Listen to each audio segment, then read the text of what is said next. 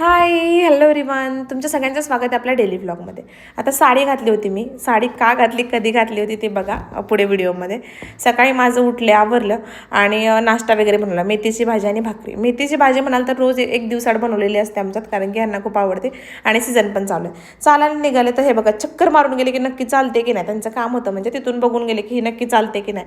म्हटलं काय यार, घरी आले, माझं आवरलं सगळं आणि त्यानंतर स्वयंपाक बनवला. स्वयंपाक झाल्यानंतर म्हटलं आता जायची तयारी करावी आवरायची. तर काय झालं, फौजीने मला काल म्हटले की अगं एक लेक्चर आहे तिकडे जायचे, नाव आले तुझं, उद्या बस लागली ते जा. म्हटलं ठीक आहे चालेल. मग आवरायला घेतलं फास्ट. माझं जेवण वगैरे लवकर बनवून ठेवलं, मला जायचं म्हटल्यावरती. काय जेवणाचा फायदाच नाही झाला जेवण बनवून, पुढे बघा व्हिडिओमध्ये. आणि हे काय राहू, मला हात पण नाही लावून देत ते घरात असल्यानंतर.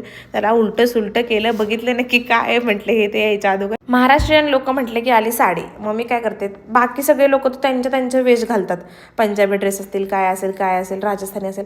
मग म्हटलं आपण तर महाराष्ट्रीयन आहे, आपण पण महाराष्ट्राची शोभा वाढवली पाहिजे, साडीच घालायची. मग प्रत्येक आर्मीचे काही इव्हेंट असतात मी साडीच घालून जाते. त्यांची वाट बघता 3 वाजून गेले यार जेवायला, तरी ते जेवायला आलेले नव्हते. त्यांचं कामच चाललं होतं.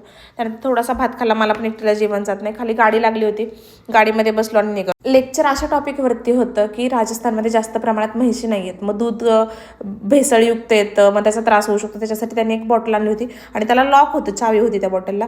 त्यानंतर कोणतेही आर्मीचे कार्यक्रम असले की काही ना काही ते थोडंफार पकोडे, चहा वगैरे असं असतंच. मग ते खाल्लं वगैरे, त्यानंतर निघालो घरी. उतरले, आता म्हटलं जावं चालायला. गौरवला फोन केला तर म्हटलं अगं साडीवर कुठं जातेस, ड्रेस वगैरे चेंज करून जा, तुला कम्फर्टेबल वाटेल. म्हटलं ठीक आहे. घरात आलं तर काय, यांनी तेवढे 2 तास भेटलेले, 3 वाजल्यानंतर जेवण करून 1-1.5 तासात ते डेकोरेशन केलं होतं. इतकं भारी वाटलं ना मला बस. त्यांना लगेचच फोन केला, म्हटलं हो तुम्ही डेकोरेशन करून ठेवलं. मला हो तिथं हातलं बीत लावू नकोस तू. म्हटलं हो नाही मी काय करत. त्यानंतर आज पण रात्री त्यांची ड्युटी होती 8 ते 10, नंतर परत 2 ते 4. मग त्याच्यासाठी त्यांनी थोडंसं अर्धा दुपारी वेळ काढून ते डेकोरेशन बनवलं होतं. त्यानंतर जेवण वगैरे केलं त्यांनी आणि ते गेले ड्युटीला. आजसाठी एवढंच होतं. व्हिडिओ कसा वाटला कमेंट करून सांगा. थँक्यू.